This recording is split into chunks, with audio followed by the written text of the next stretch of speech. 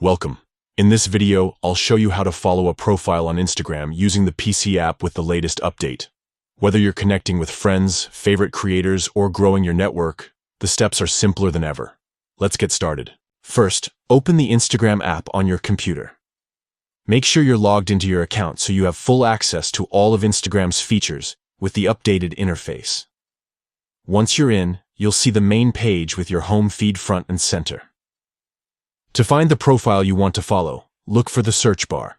This is usually found at the top of the screen. Click in the search bar and start typing the username or name of the account you're looking for. As you type, you'll see a list of relevant profiles appear just below. Select the profile you want from the list to open it. Now you're on their Instagram profile.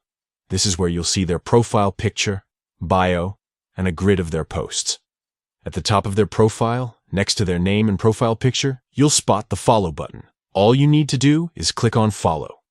Instantly, you'll start following the account, and their new posts and updates will begin appearing in your feed. Remember, if the account is private, you'll see a request button instead. Click it, and after the account owner approves, you'll be able to see their content and interact with them just like any public account. That's it. Following profiles on Instagram from your PC app is now quick and straightforward.